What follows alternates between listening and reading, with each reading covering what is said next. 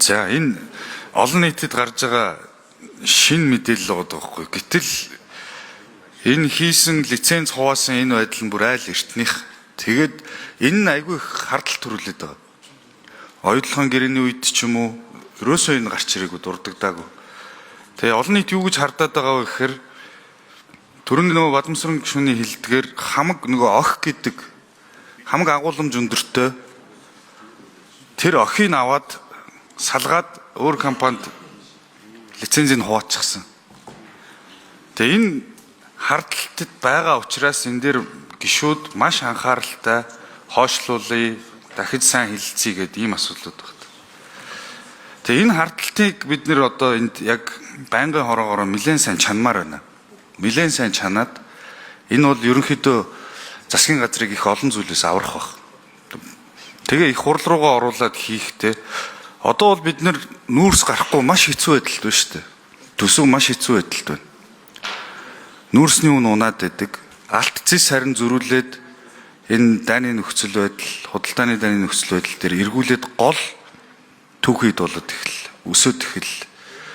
Тэгэхээр энэ үед бид нөгөөд нэг 34% нэ тэр баялагын сан гисэн юм төөрөгдүүлэхгүйгээр байнгын орлоготой байх асуудал дээр маш наан мөнгөтэй болох асуудал дээр оюутлогын гэрээг бид одоо нөрө турж өгтлэл харлаа шүү дээ. Тэгэхээр энэ нөхцөл рүүгээ бид маш сайн байнгын хорон дээр чанамаар байна. За тэгээ асуулт бол энэ яагаад лицензийг ингээ хуваацсан юм? Анхнаасаа яагаад энэ нэг 20% гэдэг юм тусдаа газар аваад үлдчихв? Манайх яагаад 80% тэгээд нөөц хэрэг үнд байгаагаас шалтгаалж гэж ийм нөхцөлт байдал тогтоогод байгаа. Энэ нөөц нь хэрэг үнд байгаа нь тодорхой л байсан шүү дээ. Тэгэхээр энэ асуудлуудыг та нэг зэгцтэй гишүүдэд ойлгуулж өгөөч. Тэгээ одоо засгийн газар дээр хэрвээ яг энэ онтрегийн орд дээр шинэ гэрээ байгуулагдах юм бол энэний төсөл ямар хувилбараар явж байгаа?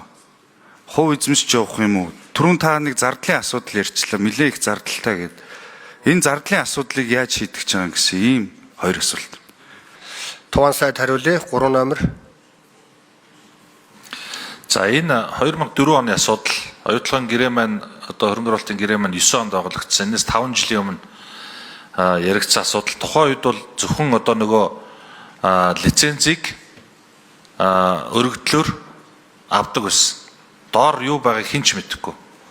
Энд бол нөгөө хайгуулын лиценз авах асуудал. Тэгэхээр хайгуулын лиценз авчаад дараагаар нь өрөм тавиад одоо нөөцөө тогтоох гэдэг асуудал. Дараагаар нь наривчлсан одоо хайгуул хийжээж бүр эцсийн нөөц тогтоох гэдэг ийм асуудлууд байх үед энэ хоёр компани хоёулаа зэрэгцэж ороод нөгөө кадастраа өгөөл лиценз авсан нийтдээ 5 лиценз авсан нь л ийм байдлаар хуваагдсан гэдгийг хэлээ. Тухайн үед бол тэр хэдэн метрийн гүнд байсан ч гэсэн яг мэдэгдээгүй байсан асуудал. Таамаг байдлаар иймэрхүү асуудал яригдсан юм бэлээ. За тэгээд бүлэг орд дээрэс нь энэ хөрөнгө оруулалтын гэрээн дээр бол энэ асуудал бас Антрегийн одоо эзэмшиж байгаа лицензтэй холбоотой энэ Антрегийн лицензэнд доогдож байгаа баялагын асуудал бол яригдсан. Энийг бол бүлэг ордын хэмжээнд авч үзнэ гэдэг зүйл заалт байгаа энэ хөрөнгө оруулалтын гэрээн дотор.